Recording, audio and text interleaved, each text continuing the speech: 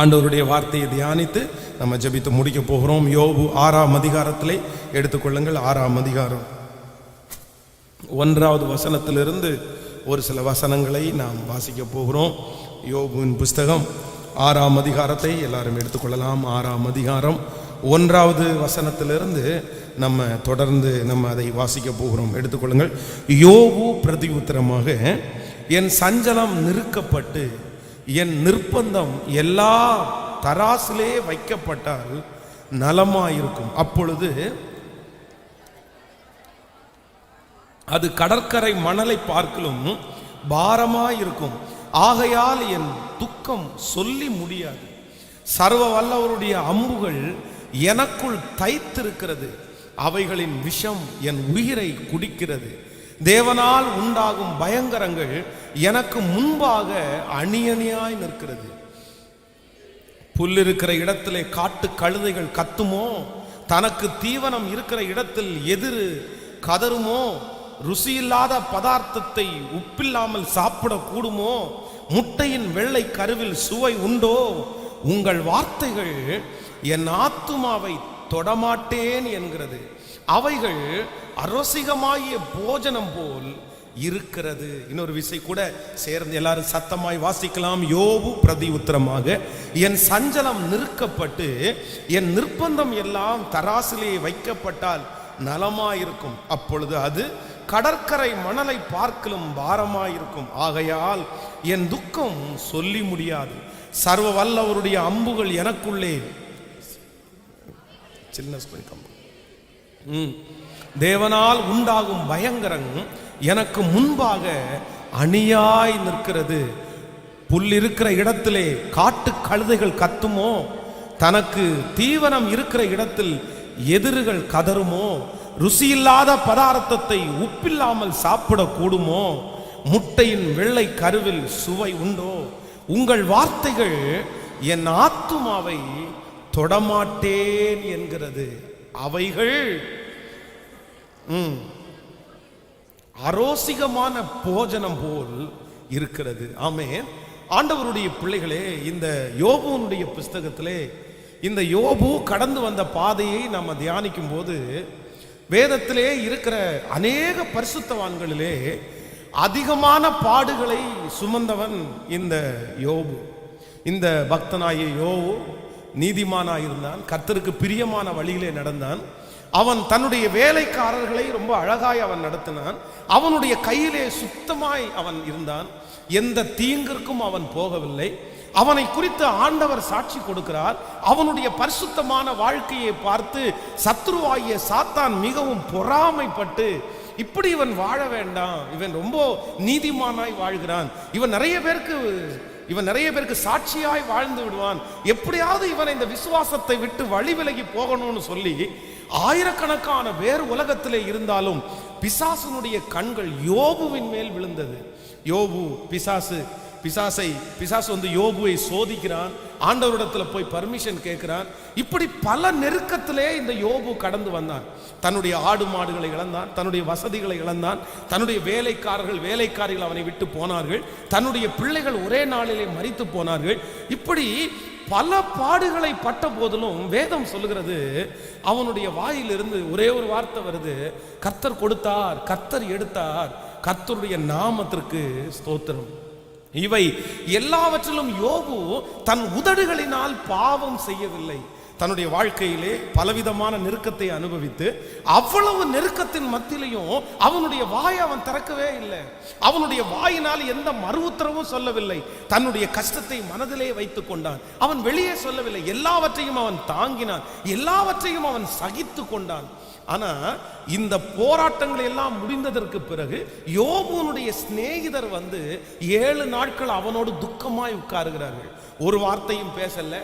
எல்லாரும் துக்கமா இருக்காங்க, அமைதியா இருக்காங்க. ஆனா இந்த 7 நாட்கள் தாண்டினதற்கு பிறகு ஒவ்வொருத்தரா ஒவ்வொரு வார்த்தையை சொல்றாங்க. நீ அப்படி இருந்திருப்ப, நீ இப்படி இருந்திருக்க, காரணமே இல்லாம உனக்கு இந்த பிரச்சனை வந்துருமா? ஆண்டவர் அப்படி அனுமதிப்பாரா? அப்ப ஆண்டவர் தீயவர்னு நீ சொல்றியா? நீ நல்லவனா இருந்திருக்க மாட்ட, நீ உன் வேலைக்காரனுக்கு இடையூறா இருந்திருப்ப, நீ வெளி தோற்றத்திற்கு நடிச்சிட்டு நீ உள்ளுக்குள்ள ஒரு வித்தியாசமான வாழ்க்கை வாழ்ந்திருப்ப. யோபுவை தன்னுடைய வார்த்தைகளாலே காயப்படுத்தி கொண்டே இருக்கிறார்கள். இதுவரையிலும் பேசாத யோபு, இதுவரையும் மறுமொழி எதுவும் சொல்லாத யோபு, முதல் முறையாய் வேதம் சொல்லுகிறது தன்னுடைய வாயை திறந்து தன்னுடைய கஷ்டத்தை அவர்களுக்கு முன்பாக சொல்லுகிறான். ஆண்டவருடைய பிள்ளையே, இந்த உலகத்திலே இருக்கிற எல்லா சூழ்நிலைகளையும் மனிதனாலே ரொம்ப ஈஸியாக ஒருவேளை தாண்ட முடியும். எல்லாம் எத்தனை கஷ்டமானாலும் பண கஷ்டத்தை தாண்டி விடலாம், மன கஷ்டத்தை தாண்டி விடலாம், அவமானங்களை தாண்டி விடலாம், எல்லாத்தையுமே தாண்ட முடியும். ஆனா நிறைய தேவனுடைய பிள்ளைகளால் தாண்ட முடியாதது என்ன அப்படின்னா மனுஷனுடைய வார்த்தைகள். மனுஷனுடைய வார்த்தைகளால் காயப்படும் போது, நம்மை நம்பினவர்களால் காயப்படும் போது, நாம் பெத்தெடுத்த பிள்ளைகளாலே அவர்களுடைய வார்த்தைகளாலே காயப்படும் போது நிறைய பேர் ரொம்ப துக்கப்படுறாங்க. ஏன் வாழணும், எதுக்காக வாழணும், இவ்வளவு நன்மை செஞ்சு இத்தனை தீமையை அனுபவிக்கணுமா, எனக்கு இவ்வளவு வார்த்தைகள் எனக்கு நேராய் வந்திருக்கிறதே. இந்த ஜெபத்தில் இருக்கிற யாரோ ஒரு தேவனுடைய பிள்ளை வார்த்தைகளால் நீங்கள் காயப்பட்டு இந்த இடத்திலே வந்திருக்கலாம்.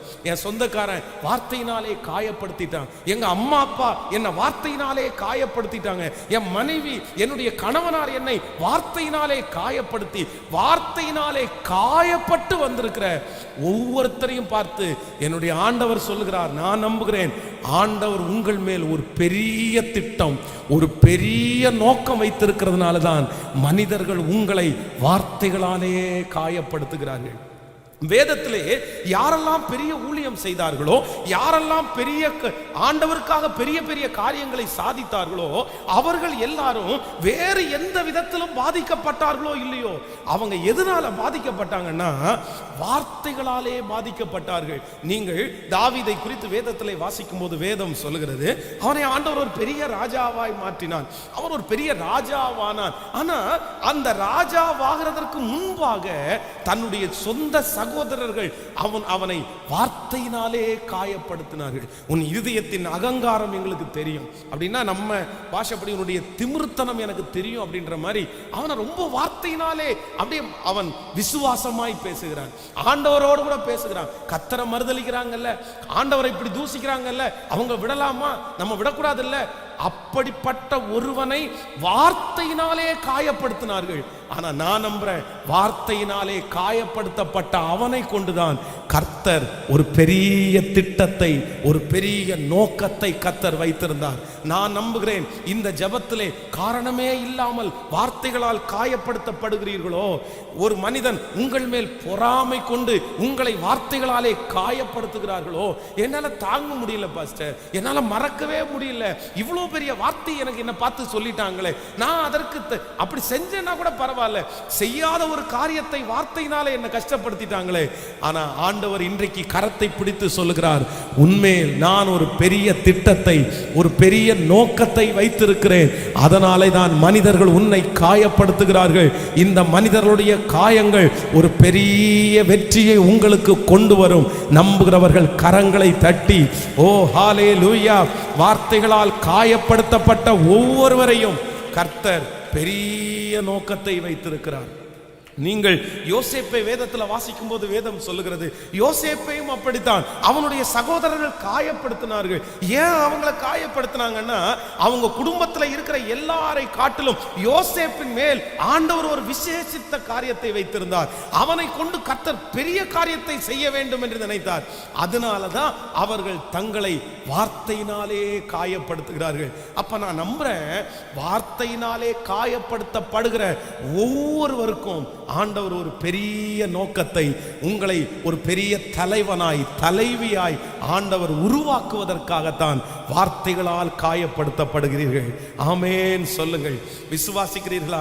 கரங்களை அசைத்து ஒரு ஹல்லேலூயா சொல்லுங்கள். முதலாவதாக ஒரு காரியத்தை நம்ம தியானிக்க போகிறோம். வேதத்தை திறந்து நம்ம மனிதர்கள் வார்த்தையினால் காயப்படுத்தும் போது நமக்கு கிடைக்கிற ஆசீர்வாதத்தை குறித்து வேதம் சொல்லுகிறது. ஆதியாகமம் 37ஆம் அதிகாரத்தை எடுத்துக்கொள்ளுங்கள். ஆதியாகமம் 37ஆம் அதிகாரத்திலே நீங்கள் 23வது வசனத்தை வாசிக்கலாமா? 37ஆம் அதிகாரம் 23வது வசனத்தை வாசிக்கலாம். யோசேப்பு தன் சகோதரரிடத்தில் சேர்ந்த போது யோசேப்பு உடுத்தி கொண்டிருந்த பலவர்ண அங்கியை அவர்கள் கழட்டி அவனை எடுத்து அந்த குழியிலே போட்டார்கள். அது தண்ணீர் இல்லாத வெறும் குழியா இருந்தது. 19வது வசனத்திலிருந்து வாசிக்கலாம்.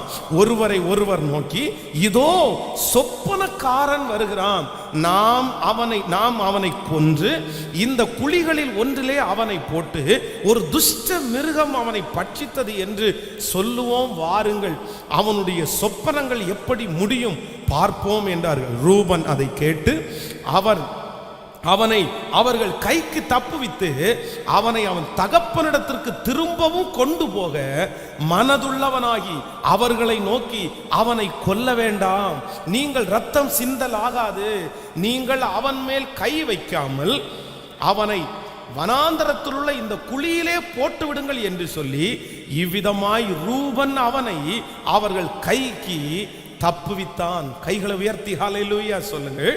ஆண்டவருடைய பிள்ளைகளே, இங்கே எல்லாருமே யோசேப்பை கொல்லுகிறதற்காக தீர்மானித்தார்கள். யோசேப்பினுடைய சகோதரர்கள் எல்லாருடைய கைகளும் இப்பொழுது ஒன்று சேர்ந்து நிற்கிறது. இல்ல, அவனுக்கு இனி ஒரு வாய்ப்பு நம்ம கொடுக்க கூடாது, அவனை கொன்றணும், அவனை இதோட முடிச்சிடணும் அப்படின்னு நினைக்கிறாங்க. அவர்கள் கூட்டத்திலே இருக்கிறவன் தான் ரூபன். ரூபனை குறித்தும் தன்னுடைய தகப்பனாரிடத்தில் சொல்லி கொடுத்தவர் தான் யோசேப்பு. ஆனா யோசேப்பை அந்த இடத்திலே காப்பாற்றுவதற்கு ஆண்டவர் ஒரு ரூபனை வைத்திருந்தார். அவனுடைய மனசுல கர்த்தர் பேசினார். நான் நம்புறேன், உலகத்திலே இருக்கிற யார் உங்களை அழிக்கணும்னு நினைச்சாலும், உங்களை சுற்றி இருக்கிற எல்லாருமே உங்களை அழிக்கணும்னு நினைச்சாலும், அந்த இடத்துல உங்களை காப்பாற்றுவதற்கென்று கர்த்தர் ஒரு மனிதனை வைக்காமல் போகவே மாட்டார். கர்த்தரை தேடுகிற பிள்ளைகள், அவருடைய சித்தத்தின்படி அழைக்கப்பட்ட பிள்ளைகளுக்கு எப்பேற்பட்ட சூழ்நிலையா இருந்தாலும் அந்த இடத்துல உங்களை காப்பாற்றுறதுக்கு ஒருத்தரை வச்சிருப்பாரு. அந்த இடத்துல உங்களை தூக்கி நிறுத்துறதுக்கு ஒரு உதவியை கர்த்தர் அனுப்புவார். அந்த இடத்துல கர்த்தர் ஒரு வாய்ப்புகளை உங்களுக்கு ஏற்படுத்துவார். ஆமென் சொல்லுங்க. இந்த இடத்துல யோசேப்பை வேதம் சொல்லுகிறது ரொம்ப காயப்படுத்துறாங்க. சொப்பனக்காரன் வருகிறான், இதோ சொப்பனக்காரன் வருகிறான். அவன் சொப்பனை எப்படி முடிவடையும் அப்படின்னா, தன்னுடைய கேரக்டர், தன்னுடைய வாழ்க்கையிலே அவனுக்கு கிடைத்த ஒரு பெரிய கிஃப்ட். எல்லாருமே அவனை மெச்சிக்கிறாங்க. அவன் சொப்பனம் பார்க்கறதுலே சின்ன வயசுல இருந்தே அவன் சிறந்தவன். அப்போ தான் பார்த்த சொப்பனம் அவனுக்கு ஞாபகம் இருக்கு. அந்த சொப்பனத்தை அவன் சொல்றான், இப்படி நான் பார்த்தேன். என்ன பண்ணிருக்கணும் அப்படின்னா, அவன் கூட பிறந்த எல்லாருமே அந்த சொப்பனத்தை கேட்டுட்டு அவனை என்கரேஜ் பண்ணணும். பரவாயில்லப்பா, நீ நாங்க அவ்வளவு தப்பு பண்ணும்போது நீ தப்பு பண்ணல, அதனால கடவுள் உன்னை நினைக்கிறாரு, கடவுள் உன் கூட இருக்கிறாரு, அதனாலதான் உனக்கு இந்த சொப்பனத்தை கொடுக்குறாரு. நீ நல்லா வந்தனா எங்களை நினைச்சுக்கோ, எங்களையும் அண்ணன் தம்பி எல்லாம் பார்த்துக்கோ அப்படின்னு அவனை என்கரேஜ் பண்ண வேண்டிய அந்த சகோதரர்கள், வேதம் சொல்லுது, வார்த்தையினால் அவனை காயப்படுத்துகிறார்கள். நீ சொப்பனம் பார்த்தியா? நீ என்ன எங்களோட பெரிய பரிசுத்தவானா? நீ சொப்பனம் பார்க்கறதுல தேர்னவனா? நீ பார்த்த சொப்பனம் எல்லாம் அப்படியே நடந்துருமா? நீ நடந்துருன்ற, உங்க அப்பா நடந்துருன்றாங்க. ஆனா இப்ப நாங்க உன்னை கொல்ல போறோம், உன் சொப்பனம் எப்படி நடக்குதுன்னு பார்க்கலாமா? அவனுடைய வார்த்தையினால் காயப்படுத்தினார்கள். நீங்கள் ஆதியாகமம் 42ஆம் அதிகாரம் 6வது வசனத்தை நீங்கள் வாசிப்பீர்களானால் எல்லாம் எடுத்துக்கொள்ளுங்கள். 42ஆம் அதிகாரத்திலே 6வது வசனத்தை சேர்ந்து வாசிக்கலாம். 6வது வசனத்தை, யோசேப்பு அத்தேசத்து அதிபதியாயிருந்து தேசத்தின் ஜனங்கள் யாவருக்கும் விற்றான். யோசேப்பின் சகோதரர் வந்து முகம் குப்புற தரையிலே விழுந்து அவனை வணங்கினார்கள். யோசேப்பு அவர்களை பார்த்து தன் சகோதரர் என்று அறிந்து கொண்டான். அறிந்தும் அறியாதவன் போல கடினமாய் அவர்களோடு பேசி, நீங்கள் எங்கிருந்து வந்தீர்கள் என்று கேட்டான். அதற்கு அவர்கள், கானான் தேசத்திலிருந்து தானியம் கொள்ள வந்தோம் என்றார்கள். யோசேப்பு அவர்களை தன் சகோதரர் என்று அறிந்தும் அவர்கள் அவனை அறியவில்லை. கைகளை உயர்த்தி ஒரு ஹல்லேலூயா சொல்லுங்கள். நன்றாய் கவனிங்கள். அவ்வளவு ஒரு நாள் அவனை காயப்படுத்தினார்கள். ஆனா ஆண்டவர் இன்றைக்கு யோசேப்புக்கு என்ன ஆசீர்வாதத்தை கொடுக்கிறார்னா, யார் அவர்களுடைய வாயினாலே இவனை மனதை வருத்தப்படுத்தினார்களோ, அவர்களே யார் காயப்படுத்தினார்களோ அவர்களுடைய வாயே இவனை பெருமையாய் பேச வைத்தவர் நம்முடைய ஆண்டவராகிய கர்த்தர். எத்தனை பேர் ஆமோதிக்கிறீர்கள்? நான் நம்புறேன், நான் விசுவாசிக்கிறேன். இன்றைக்கு இந்த சத்தத்தை கேட்கிற என் அன்பு கர்த்தருடைய பிள்ளைகளே, யார் வேண்டும் என்றாலும் உங்கள் மனதை உடைத்திருக்கலாம், உங்கள் மனதை இன்றைக்கு காயப்படுத்தி இருக்கலாம். ஆனால் கர்த்தர் ஒரு நாளை கர்த்தர் அனுமதிக்க போகிறார். கர்த்தருக்கு சித்தமானால் வருகிற 2022வது வருஷம் உன் சத்துரு சத்துருக்களுக்கு முன்பாய் கர்த்தர் உன்னை கொண்டு போய் நிறுத்துவார். உன் மனதை மிகவும் நோகடித்த அந்த மனுஷனுக்கு முன்பாய் கொண்டு போய் கர்த்தர் நிறுத்துவார். வார்த்தையினாலே உன் இருதயத்தை உடைத்து உன்னை அளவைத்து உன் மனதை கஷ்டப்படுத்தின அந்த மனுஷனுக்கு முன்பாய் கர்த்தர் கொண்டு போய் நிற்க வைப்பார். அப்பொழுது எந்த நாவு உன்னை இகழ்ந்ததோ, எந்த நாவு உன்னை காயப்படுத்தினதோ, அந்த நாவு உன்னை பெருமையாய் பேசுகிற அந்த நாளை கர்த்தர் கட்டளையிடுவேன் என்று வாக்கு கொடுக்கிறார். நம்புறவர்கள் கரங்களை தட்டி ஹல்லேலூயா. உன் பிள்ளையை, உன்னுடைய பிள்ளையினுடைய மனதை கடினப்படுத்தின, உன் பிள்ளையினுடைய மனதை ரொம்ப காயப்படுத்தின அந்த நபர் மூலமாகவே உங்கள் பேரை பெருமைப்படுத்த வல்லவராயிருக்கிறார். ஹல்லேலூயா. நம்முடைய ஆண்டவருக்கு ஒரு பெரிய பவர் இருக்கிறது. நம்முடைய ஆண்டவர் நம்மை நடத்துவார். எப்படி நடத்துவார்னா, காயப்படுத்துறவங்க நம்மளை காயப்படுத்தட்டும். மனிதர்கள் காயப்படுத்துகிறதை நினைத்து கலங்க வேண்டாம். என்னை இப்படி காயப்படுத்துறார்களே, என்னை மட்டும் ஏன் இப்படி காயப்படுத்துறாதுன்னு நினைக்காதீங்க.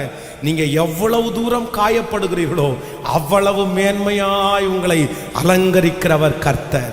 ஹல்லேலூயா.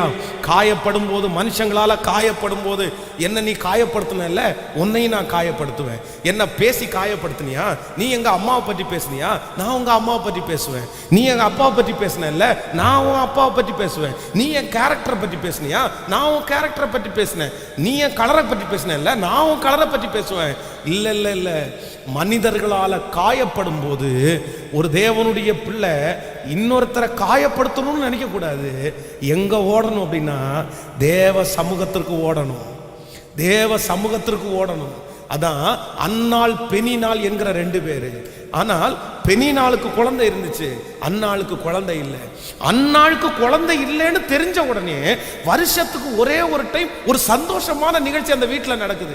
மகிழ்ச்சியான விஷயம். அந்த வீடு அன்னைக்கு தான் அவர் ரொம்ப சந்தோஷமா இருப்பாங்க. அன்னைக்கு தான் அவருடைய கணவனார் அந்த அன்னாளை நேசிக்கிறத அவர் அப்படியே வெளிப்படுத்துவார். எல்லாருக்கும் ஒரு பங்கு கொடுத்தா இந்த அம்மாவுக்கு இன்னொரு பங்கு எக்ஸ்ட்ரா கொடுத்துருவாரு. ஆனா அந்த நாளில் அந்த பெனினா அதெல்லாம் மனசுல வச்சுட்டு குழந்தை இல்லாத அந்த காரியத்தை வச்சு அவங்கள காயப்படுத்திட்டே இருப்பாங்க. ரொம்ப காயப்படுத்துவாங்க. அன்னாள் நினைச்சா, நீ போ, என் கணவனார் என்னதானே நேசிக்கிறாரு, உன்னை 2வது இடத்துல தானே வச்சிருக்கிறாரு, உன்னை நேசிக்கல. இவர்களும் பதிலுக்கு பதில் அவங்க இருதயத்தை காயப்படுத்த முடியும். அதான் அந்த மனுஷன் சொல்றாரு, நான் இருக்கல்ல. பெனினாளுடைய வாயை அவரால் கட்ட முடியல, பெனினாளுடைய வாயை அவரால் அடைக்க முடியல. நீ பேசாத, அவ மனசை கஷ்டப்படுத்தாத, அவ குழந்தை இல்லாம இருக்கிறான்றதுக்காக அவளை கஷ்டப்படுத்தலாமான்னு பெனினாளுடைய வாயை அவர் இது பண்ணல. உனக்கு நான் எக்ஸ்ட்ரா தர்றேன்ல. இந்த அன்னாள் நினைத்திருந்தால் இவர்கள் காயப்பட்டது போல அவர்களை காயப்படுத்தி இருக்கலாம். ஆனா வேதம் சொல்லுது, காயப்பட்ட உடனே எங்க ஓடுனாங்க அப்படின்னா, நேர கர்த்தருடைய சமூகத்துல. ஆண்டவரே, இப்படி காயப்படுத்துறாங்கப்பா, காரணமே இல்லாம காயப்படுத்துறாங்க, எனக்கு இந்த ஆசீர்வாதம் இல்லைன்னு சொல்லி காயப்படுத்துறாங்க. கர்த்தர் சமூகத்துல போய் முழங்கால் படியிட்ட உடனே கர்த்தருடைய வார்த்தை வருகிறது, சமாதானத்தோடைய போ, நீ இஸ்ரவேலின் தேவனாகிய கர்த்தரிடத்தில் வேண்டிக் கொண்டபடி உனக்கு அருளப்பட்டது. கர்த்தர் ஒரு சாமுவேலை கொடுத்து அவனை தீர்க்கதரிசியாய் மாற்றினது உண்மையானால் நான் நம்புகிறேன், மனிதர்கள் உங்களை காயப்படுத்தும் போது கர்த்தர் சமூகத்துல அழுங்க, கர்த்தர் சமூகத்துல மன்றாடுங்க. மனிதர்கள் காயப்படுத்தும் போது இன்னொரு மனுஷனை தேடி போக வேண்டாம், வேற யாரிடத்திலும் போக வேண்டாம். கர்த்தர் சமூகத்துல முழங்கால் படியிடும் போது உங்கள் கண்ணீர் பெரிய பலனாய் மாறும். உங்களுடைய அழுகைக்கு ஒரு பெரிய பலனை கர்த்தர் தருவார். நான் நம்புறேன், எந்த இடத்துல காயப்பட்டீர்களோ, எந்த மனுஷன் காயப்படுத்தினானோ அந்த மனுஷன் உங்களை பெருமையாய் பேசுகிற ஒரு நாளை கர்த்தர் தருவார். விசுவாசிக்கிறவர்கள் எல்லாரும் நன்றாய் கரங்களை தட்டி, அந்த நாள் வரப்போகிறது, சீக்கிரமாய் வரப்போகிறது. கர்த்தர் இந்த ஜெபத்திலே இருக்கிற யாரோ ஒருத்தருக்கு தீர்க்க தரிசனமாய் சொல்லுகிறார், மகளே நீதான் சோர்ந்து போய் வந்திருக்கிறாய், மகனே நீதான் சோர்ந்து போய் வந்திருக்கிறாய், என்னை மிகவும் காயப்படுத்திட்டாங்க, என் இருதயத்தை சுக்குநூறா உடைச்சிட்டாங்க, என் இருதயம் இனி சிறப்படாது. இல்ல, அவங்க வாயிலிருந்து இப்படிப்பட்ட ஒரு வார்த்தை வரும்னு நான் எதிர்பார்க்கல.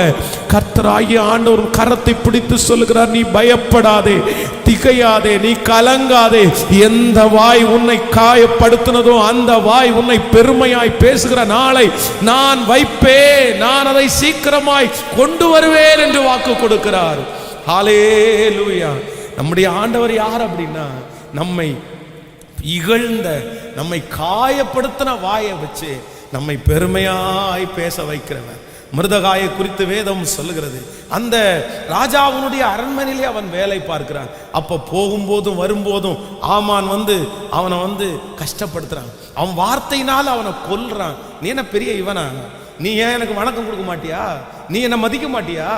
நீ மதிக்காம இருக்கிறதுக்கு என்ன காரணம்? என்ன நீ மதிச்சுதான்ப்பா ஆகணும். நீ ஆஃப்டர் ஆல் ஒரு வாட்ச்மேன். நீ இந்த இடத்துல இருக்கிற சாதாரணமான ஒரு தொழிலாளி. நான் ராஜாவுக்கு பிரதானி. நான் ராஜாவுடைய பக்கத்துல இருக்கிறவன். உனக்கு இப்படி இருக்கு. டெய்லி அவனை அவனுடைய வாயினால இருதயத்தை கஷ்டப்படுத்திட்டு நீ பெரிய ஆள்னெல்லாம் நினைக்காத. உன்னை தூக்குறதுக்கு ஒரு நிமிஷம் ஆகும். என்ன நினைக்கிற? உன்னை மட்டும் தூக்க நான் விரும்பல, உன்னை குடும்பத்தோட தூக்குறதுக்கு நான் விரும்புறேன். அதற்காக தான் தூக்கு மரத்தை அவன் நட்டினான், எல்லாம் செய்தான். ஆனா ஒரு நாள் வந்தது, ராஜா கூப்பிடுறாரு ஆமான, நான் ஒருத்தனை கனப்படுத்துறதுக்காக விரும்புறேன். அந்த கனப்படுத்துற மனுஷனுக்கு என்ன செய்யணும்? உடனே அவன் சொல்றான், தெண்டலிட்டு பணியணும் ஜனங்கள் எல்லாரும்.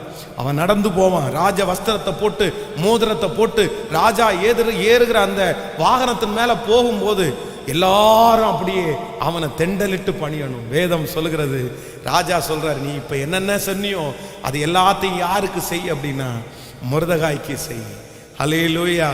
ஆமான் அங்கே கடந்து போகிறான். வேதம் சொல்லுது, எந்த வாய் நீ ஒன்றும் இல்லாதவன், எந்த வாய் நீ ஒரு சாதாரணமான வேலை செய்கிறவன், நீ என்ன வணக்கம் கொடுக்க மாட்டியான்னு சொல்லிச்சோ, அதே வாய் மொர்தெகாயா எல்லாரும் வணங்குங்கப்பா, மொர்தெகாயா எல்லாருக்கும் சலாம் போடுங்கப்பா, அவன் பெரியவன்னு சொல்லுங்கப்பா.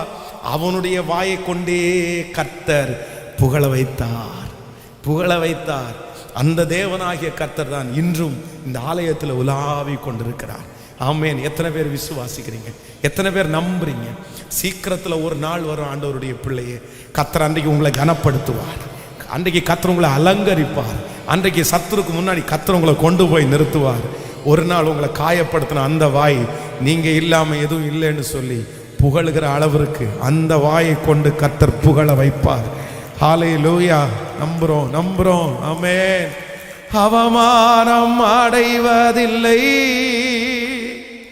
அப்பா, அப்பா நான் உமது பிள்ளை, ஒரு நாளும் அவமானம் அடைவதில்லை. பாடுவோம், அவமானம் அடைவதில்லை. அப்பா நான் உமது பிள்ளை, அப்பா நான் உமது பிள்ளை, ஒரு நாளும்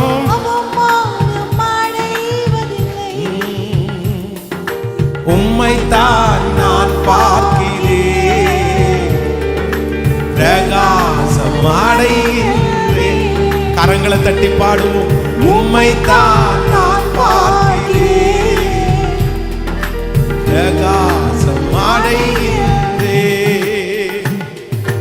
உடைந்த நொந்த உள்ளத்தோடு கூடவே இருந்து பாதுகாக்கின்றேன். உடைந்த நொந்த உள்ளத்தோடு கூடவே இருந்து பாதுகாக்கின்றேன். அநேக துன்பங்கள் சேர்ந்து வந்தால் பாடுவோம், சேர்ந்து வந்தாலும் அனைத்தினின்றும் என்னை விடுவிக்கின்றீர், அனைத்தினின்றும் என்னை வீடு. இப்ப சொல்லுவோம், அவமானம் அடைவதில்லை. கரங்களை மேல தட்டி, ஓ அப்பா நான் உமது பிள்ளை, ஒரு நாளும் ஸ்தோத்திரம் சோ அவமானம் அப்பா நான் உமது பிள்ளை, அப்பா நான் உமது பிள்ளை, ஒரு நாளும் அடைவதில்லை. ஹல்லேலூயா. கைகளை உயர்த்தி சத்தமா ஒரு ஹல்லேலூயா சொல்லுங்க.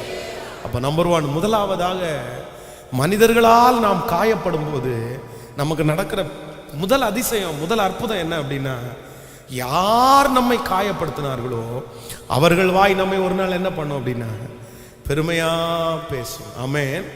வேதம் சொல்லுது, அப்போஸ்தலனாகிய பவுல் அந்த ஜனங்களுக்கு முன்பாக விறகுகளெல்லாம் பொறுக்கி போட்டுட்டு அந்த வெயில் அந்த சூட காஞ்சிட்டு இருக்கிறாரு. பல நாட்கள் கப்பல் பிரயாணத்திலே ரொம்ப பாடுபட்டு கப்பலெல்லாம் உடைஞ்சு சின்ன சின்ன மர துண்டுகளை பிடிச்சி கரையேறி இப்பதான் உயிர் பொழைச்சு வந்திருக்கிறாங்க. அது கர்த்தர் சொன்னார், நான் உன்னை நடத்துவேன், உன்னை சாட்சியா நிறுத்துவேன் அப்படின்னு கர்த்தரே பேசி எல்லாரும் மரிச்சு போவாங்கன்ற சூழ்நிலையில இருந்து கர்த்தர் காப்பாற்றி இப்ப கொண்டு வந்துட்டாரு. ஆனா திடீர்னு பார்த்தா ஒரு விறகு எடுத்து போடும்போது கையில விரியன் பாம்பு அப்படியே கவ்வி பிடிக்குது.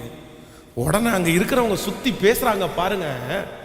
அவங்க எல்லாம் அப்படித்தானே, முன்னாடி பாக்குறத வச்சு தானே பேசுவாங்க. அவ்வளவு பேசுறாங்க. நீ அந்த அவ்வளவு பெரிய ஆபத்திலிருந்து தப்பிச்சு வந்தும் உன்னை ஆபத்து விடவே இல்லை. நீ பெரிய தப்பு பண்ணியிருக்க போல, நீ மோசமானவன் போல, பாரு உன்னை சாவு எங்கேயும் விடல. அப்போ உனக்காக தான் அவ்வளோ பெரிய நஷ்டம் வந்திருக்குது.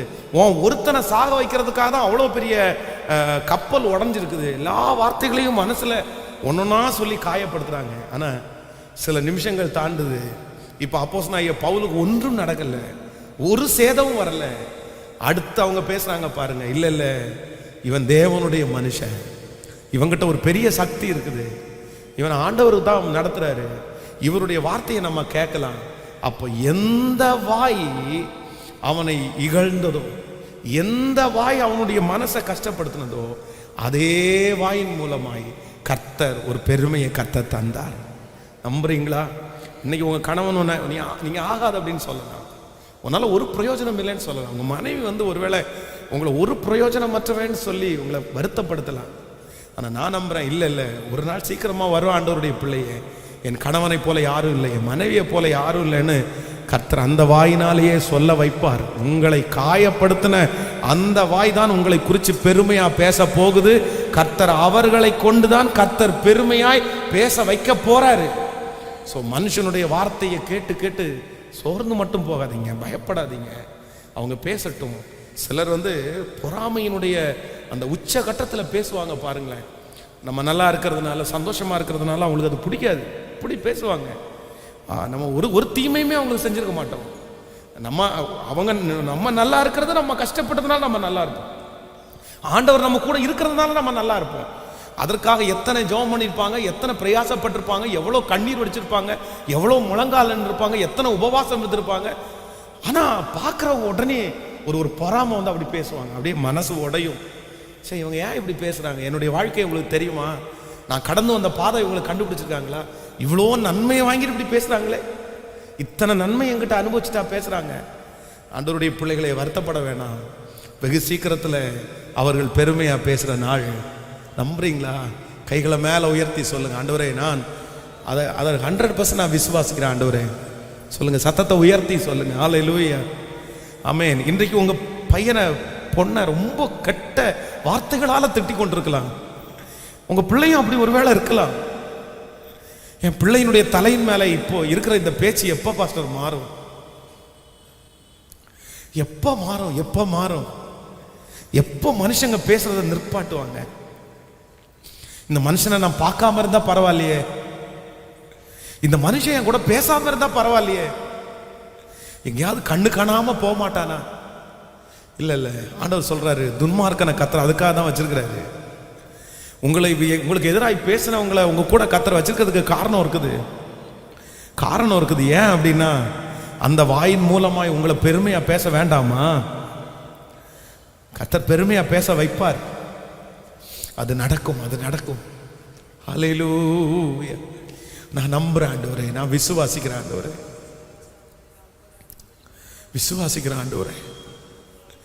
உங்களை கேட்கறதுக்கு ஒருவர் உண்டு, உங்களை விசாரிக்கிறதுக்கு ஒருவர் உண்டு.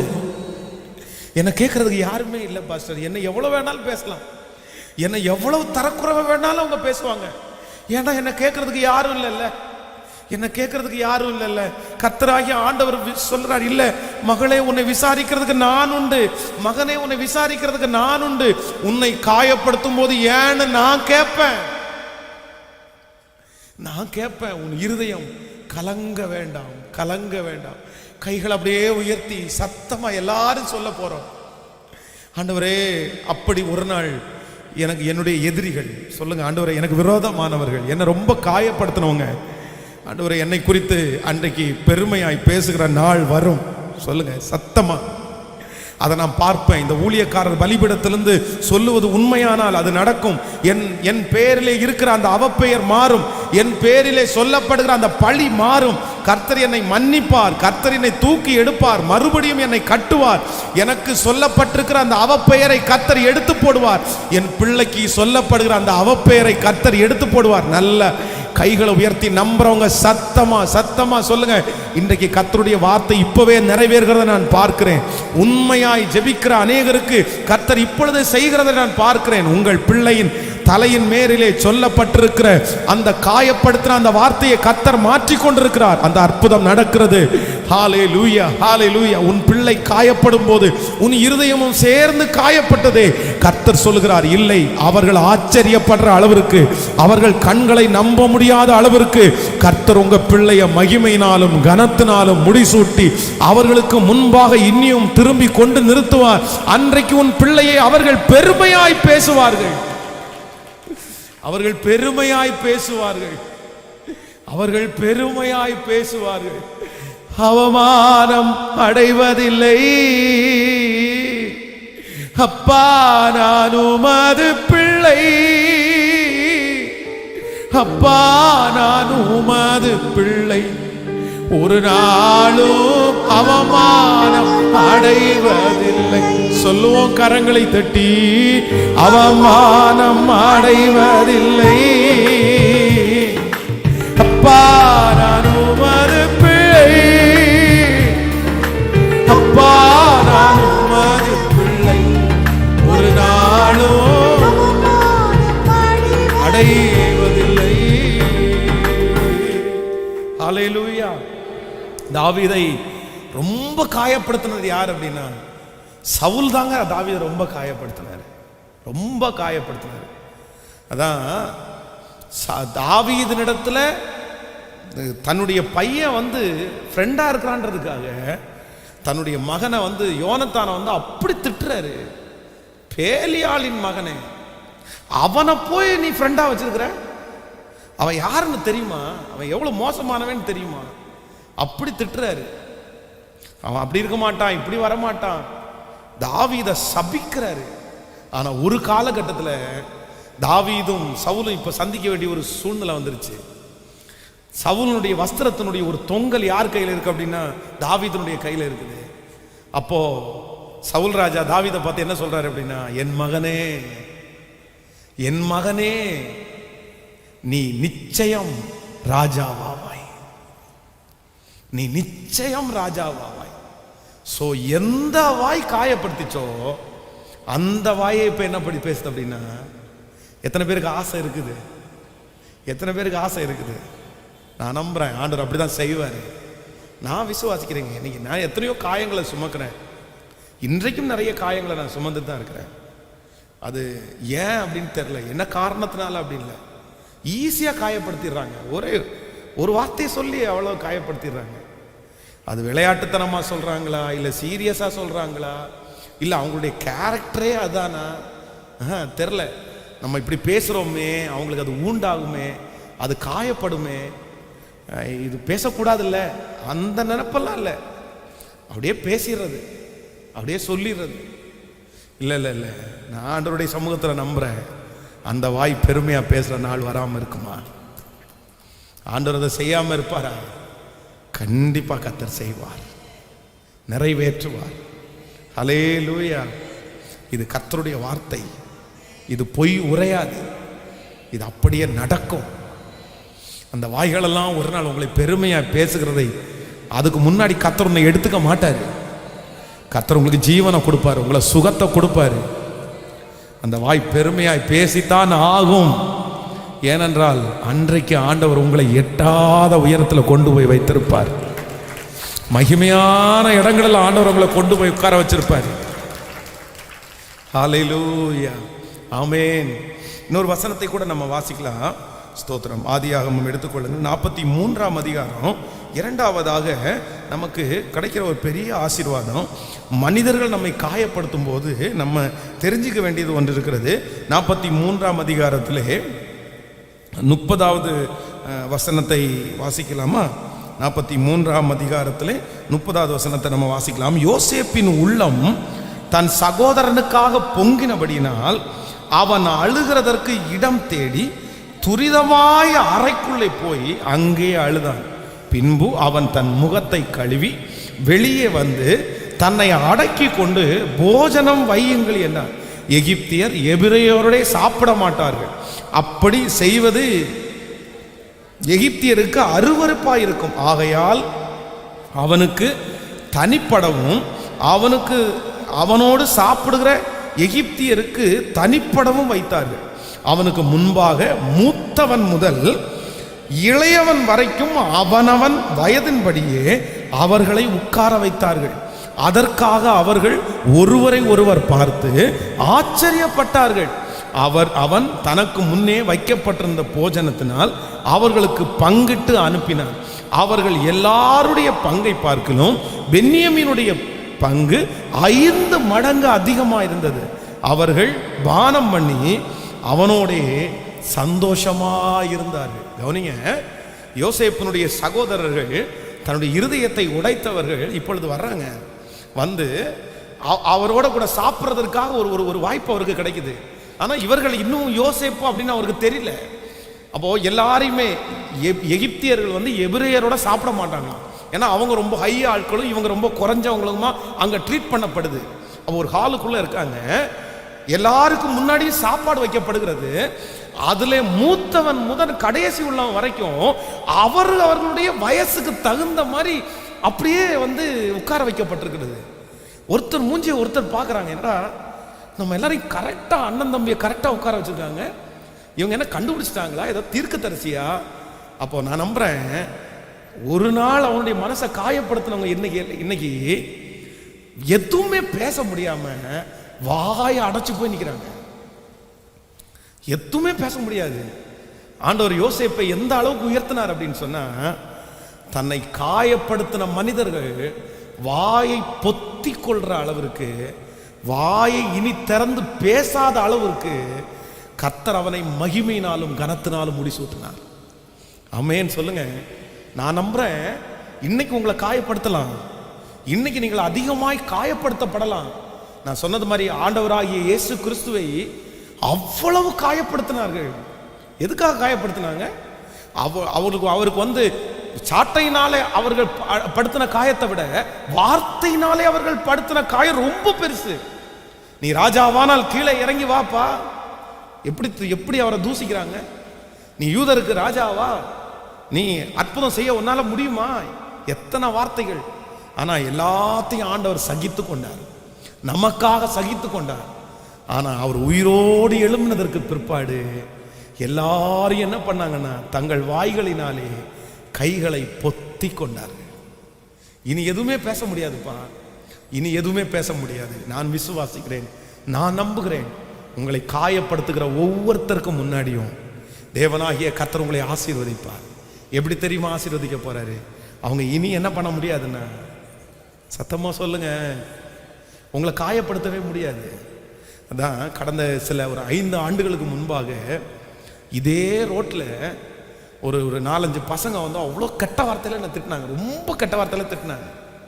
அவங்கள கேட்கறதுக்கு யாரும் இல்லை, நானும் அவங்கள கேட்க முடியாது. ஏன்னா அப்படி அன்னைக்கு கேட்டோம் அப்படின்னா கண்டிப்பாக சண்டைக்கு வந்துடுவாங்க. சண்டைக்கு வர்றதுக்காக தான் அவங்க அந்த மாதிரி கெட்ட வார்த்தையை என்ன பார்த்து பேசினாங்க.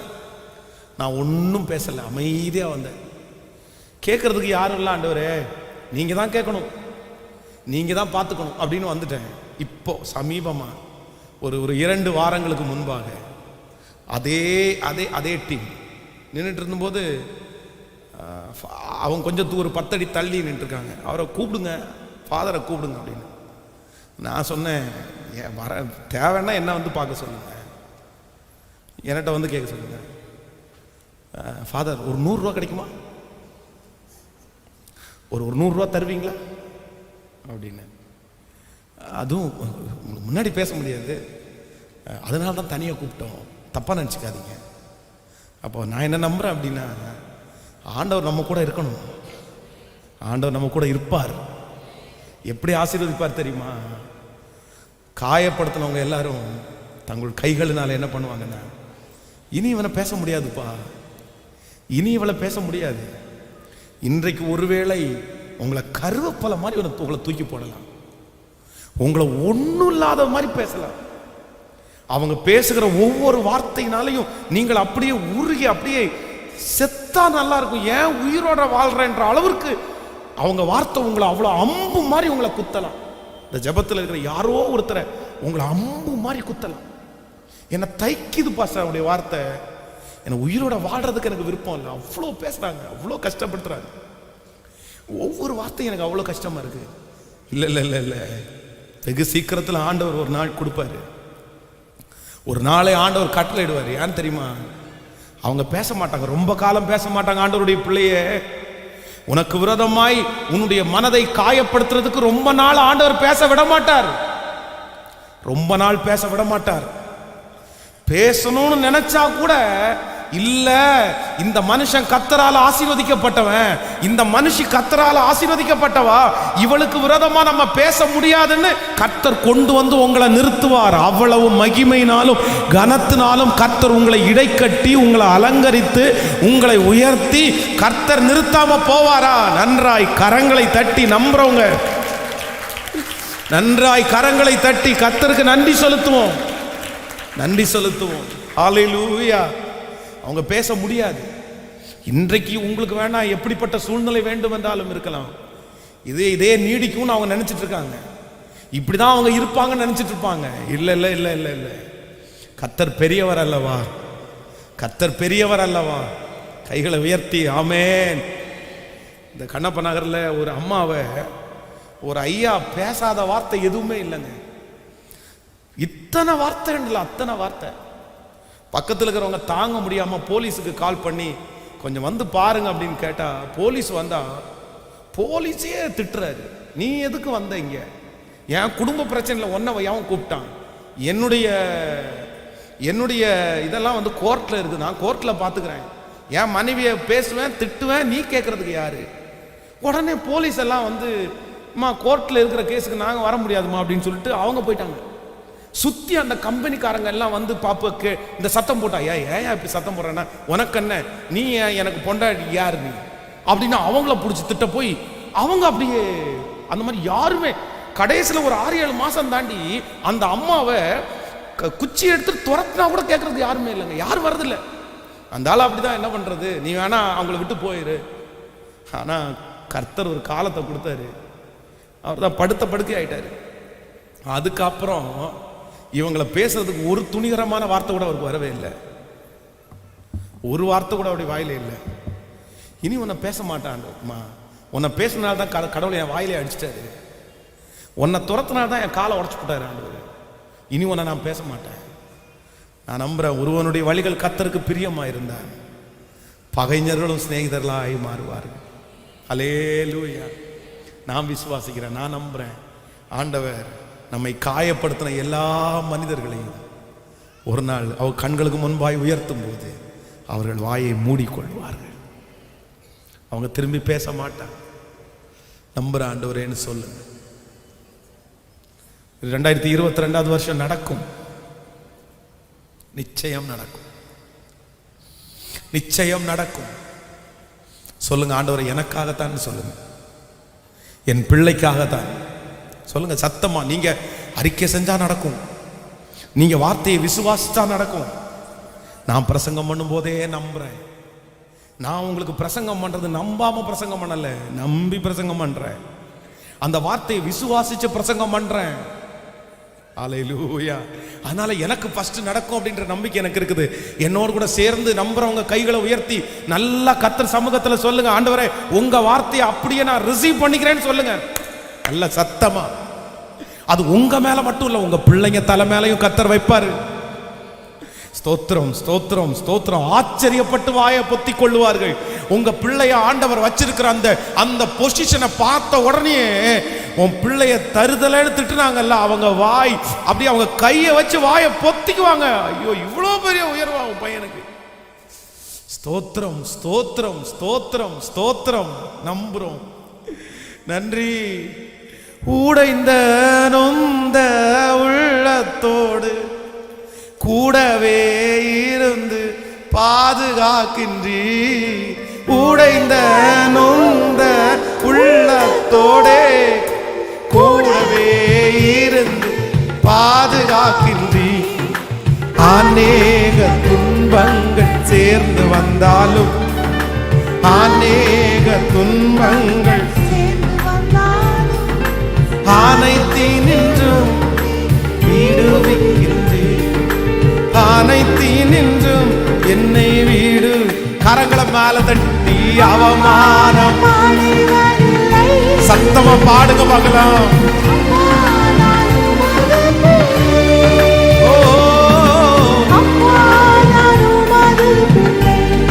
ஒரு நாளோ சொல்லிக்கொண்டே சொல்லிக்கொண்டே ஒரு புது வருஷத்தை கர்த்தர் வைக்கிறார்.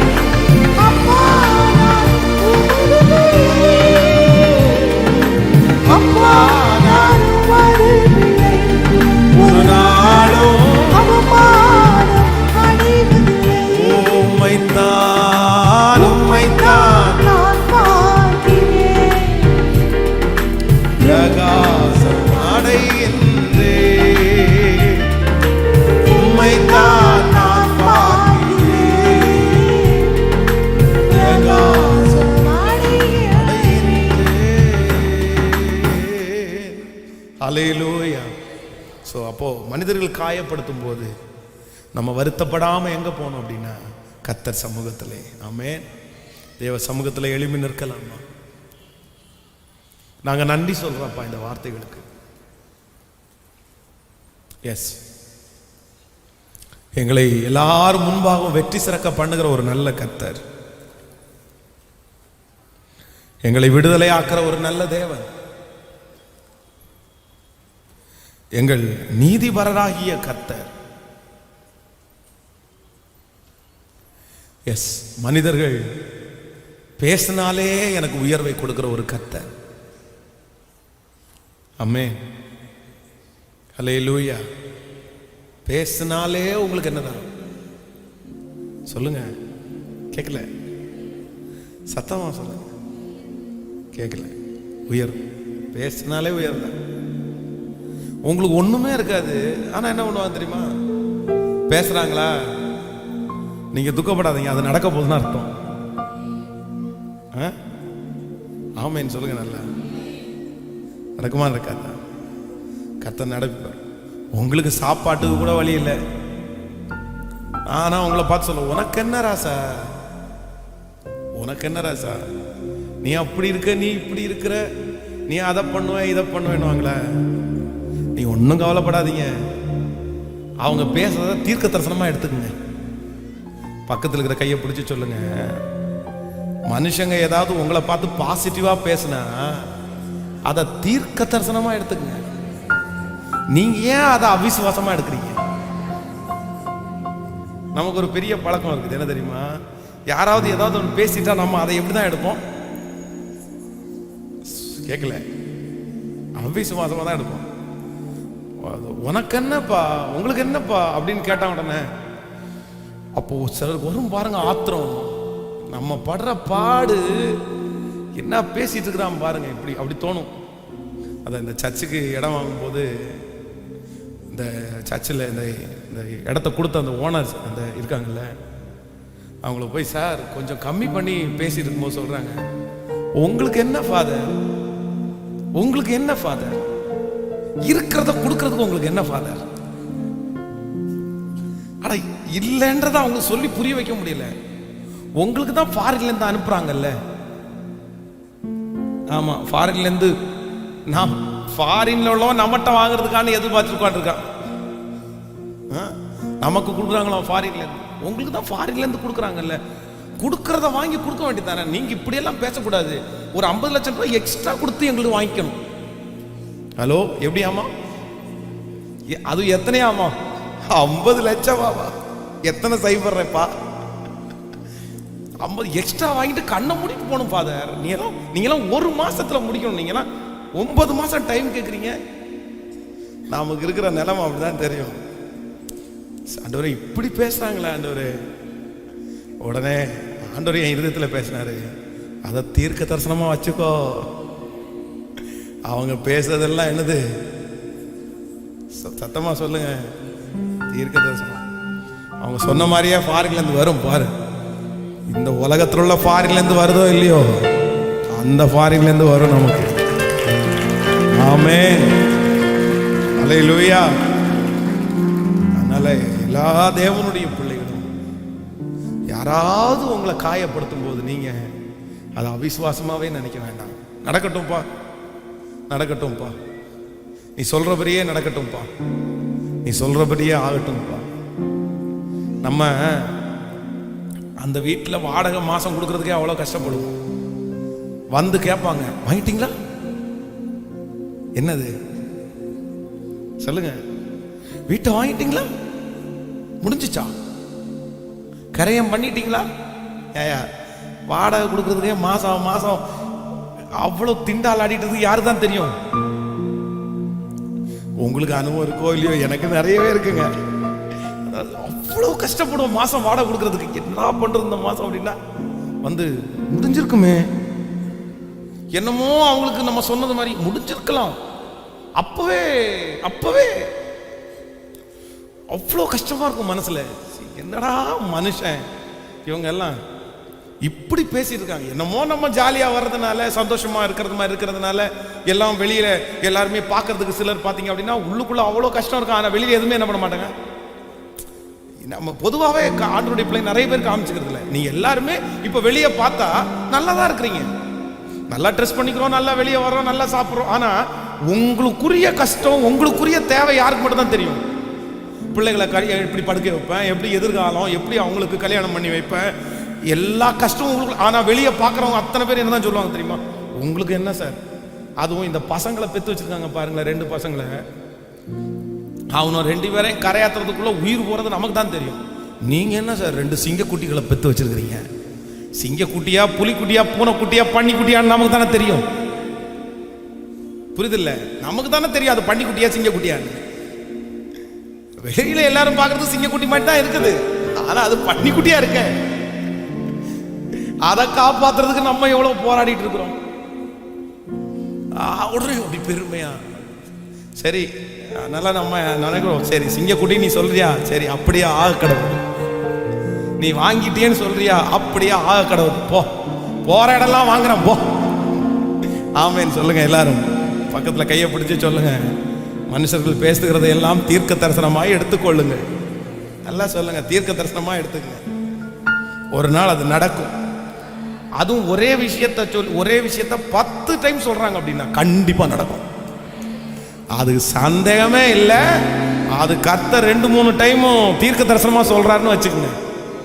ஒரு டைம் சொல்லிட்டு விட்டா கூட பரவாயில்ல, பல டைம் சொல்றாங்கன்னா நீங்க அதை சீக்கிரமா வாங்க போறீங்க, சீக்கிரமா அதை சுதந்திரிக்க போறீங்க, சீக்கிரமா ஆண்டவர் அதை உங்களுக்கு வாய்க்க பண்ண போறார். உங்க பிள்ளைகள் அப்படித்தான் இருக்க போறார்கள், கர்த்தர் உங்களை அப்படித்தான் வைக்க போறாரு.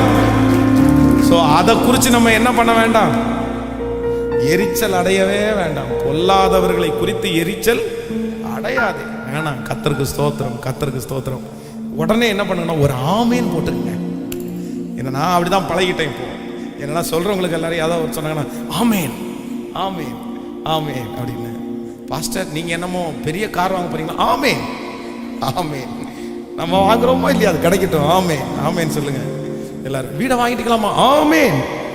இடத்த வாங்கிட்டுக்கலாமா? ஆமேன். கோடி கோடியா இருக்காமா? ஆமேன். கோடி கோடியா இருக்குது. ஆமேன் சொல்லுங்க எல்லாரும். ஒரு ஆமேன் சொல்லுங்க பார்க்கலாம். நல்லா சொல்லுங்க ஆமேன். இந்த ஆமேனை இங்கே சொல்லக்கூடாது, அங்க சொல்லணும். அவங்க பேசும்போது உடனே அவங்க வாயிலிருந்து என்ன வரணும் அப்படின்னா ஆமேன். அப்படியே நடக்கட்டும், என் கர்த்தர் எனக்கு செய்வார். நடக்க போறத உங்க மூலமா கர்த்தர் பேசுறாரியா. கர்த்தருக்கு ஸ்தோத்திரம். கைகளை மேல உயர்த்தி ஓ நன்றி நன்றி நன்றி. மனிதனுடைய வார்த்தைகளால் அதிகமாய் காயப்பட்டிருக்கும் போது, மனிதனுடைய வார்த்தையினால உடஞ்சு போய் நிற்கும் போது, இல்ல அவர்கள் வாய் உன்னை புகழும். அவர்கள் தங்கள் கைகளினால் வாயை பொத்திக் கொள்ளுவார்கள். அவங்க கண்களுக்கு முன்பாக ஒரு பெரிய பிரமிப்பு. நன்றி நன்றி நன்றி நன்றி நன்றி நன்றி இயேசுவே, உம்மை நம்ப பண்ணின வார்த்தைகளுக்காக நன்றி. அவருடைய திருக்கரம் என்னை தாங்கி கடும் பிரச்சனையிலிருந்து என்னை முன்னேறி செல்வதற்கு உதவி செய்கிறவர். தேவைகள் 1000 இருக்கும் போது கூட நான் நம்புறேன், அழைச்சவர் உண்மையுள்ளவர் அல்லவா? அவருடைய திருக்கரம் நம்மை தாங்காம இருக்குமா? இந்த வார்த்தை எனக்கு தான் ஆண்டவரேன்னு சொல்லுங்க. நான் சுதந்தரித்துக் கொள்ற ஆண்டவரேன்னு சொல்லுங்க. ஹalleluya. திருக்கரம் என்னை தாங்கி கடும் பிரச்சனைகளில்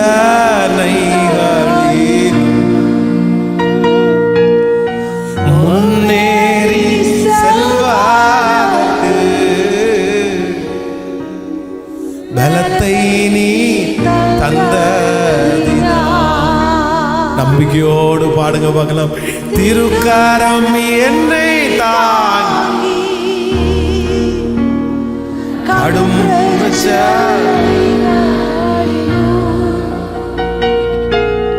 முன்னேறி செல்வதற்கு பலத்தை நீ தந்ததினால். நம்புறீங்களா? நமக்கு அந்த பலத்தை கர்த்தர் தருவார். கல்யாண வயசுல பிள்ளைங்க நமக்கு கல்யாணத்துக்காக எதிர்பார்த்து காத்திருக்கும் போது எல்லா அப்பாங்களுக்கும் வருகிற ஒரு பெரிய சவால் என்ன அப்படின்னா, சுத்தி இருக்கிறவங்க எல்லாரும் கேட்பாங்க, உங்க பொண்ணுக்கு ஒரு 100 பவுன் ரெடி பண்ணி வச்சிருப்பீங்களா? ஒரு 50 பவுன் இருக்குமா? ஆனா இந்த அப்பா கல்யாணத்துக்கு சாப்பாட்டு செலவை எப்படி பண்ணுவேன் அப்படின்னு யோசிச்சுட்டு இருப்பாரு. கேட்குறவங்க எப்படி கேட்பாங்க அப்படின்னா, ஒரு 50 பவுன் எப்படியும் ஒரு 100 பவுன் ரெடி பண்ணி வச்சிருப்பீங்க. சொந்தக்காரங்களே ஒரு 25 பவுன் கொடுக்க மாட்டாங்க. ஆனா நான் நம்புறேன், அந்த வார்த்தைகள்னால காயப்படாதீங்க. ஆண்டவர் உங்க பிள்ளைகளை கனப்படுத்துவார். அன்னைக்கு அந்த கல்யாணத்துக்கு வந்து நிக்கிறவங்க தங்கள் கைகளினால் வாயை பொத்திக் கொள்வார்கள். உங்க பிள்ளைகளுக்கு நகை இருக்கோ நற்றுக்கோ இல்ல, உங்க பிள்ளைகளை அவ்வளவு சிறப்பா ஆண்டவர் வைப்பார். அவ்வளவு சிறப்பா ஆண்டவர் வைப்பார். அவங்க ஒண்ணு பேசுவாங்க, ஆண்டவர் உங்களுக்கு 3ஆ திரும்ப தருவார். நான் நம்புறேன், அது நல்லா தான் நடக்கும், ஆசீர்வாதமா தான் நடக்கும், அது வெற்றியா தான் நடக்கும். நீ சோர்ந்து போக மாட்டாய். உங்களுக்கு யாருமே உதவி செய்யாவிட்டாலும் உதவி செய்கிற பரலோகத்தின் ராஜா நம்மை கைவிட மாட்டார். மனுஷனுடைய வார்த்தைகளினாலே காயப்படாதீர்கள். நன்றி ஆண்டவரே, நன்றி சொல்லுங்க பார்க்கலாம். திருக்கரம் என்னை தாங்கி கடும் பிரச்சனைகளிலும் கடும் பிரச்சனைகளிலும் முன்னேறி செல்வதற்கு பலத்தை நீ தந்ததினால். ஒரு விஷயம் கூட சொல்லுவோம். திருக்கரம் என்னை தாங்கி கடும் பிரச்சனைகள் முன்னேறி செல்வதற்கு அவருடைய பலத்தையே நமக்கு தர்றாரு. பலத்தை நீ தந்ததினால். கைகளை உயர்த்தி இப்ப சொல்லுவோம், இயேசுவே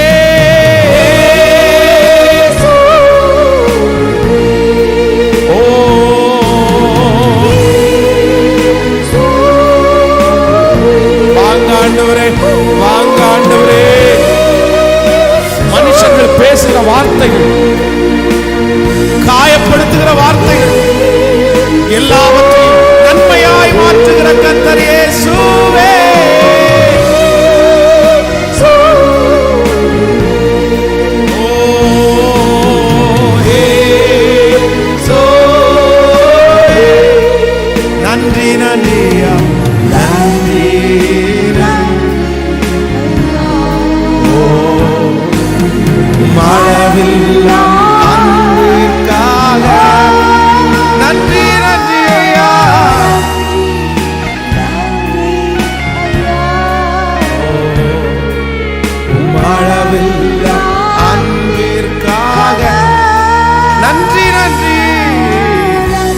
எஸ், 2022 வருஷம் மேளதாள சத்தம் உன் வீட்டிலே கேட்கும்.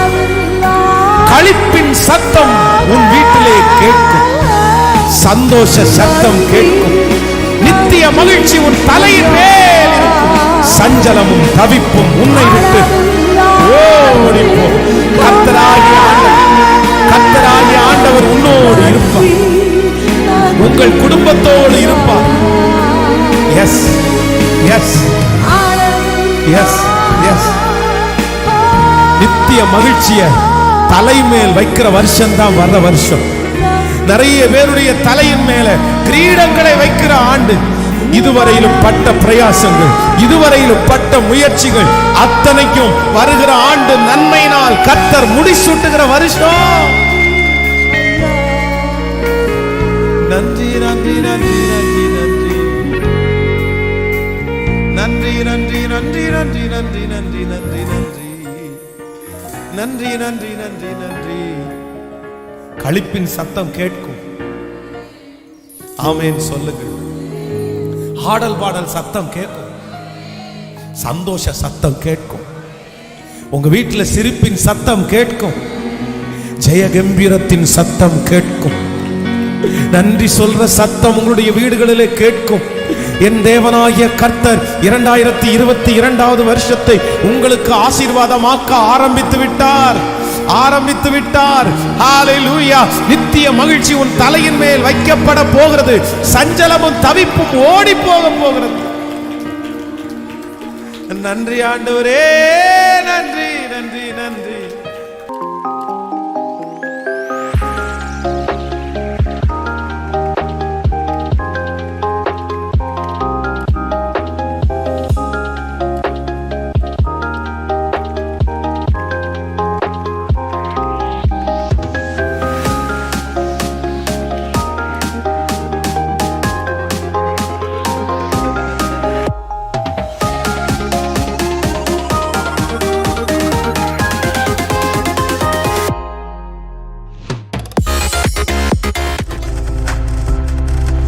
நீங்கள் பார்த்து கொண்டிருப்பது உங்கள் ஜாய் டிவி. உங்கள் துக்கம் சந்தோஷமாய் மாறும்.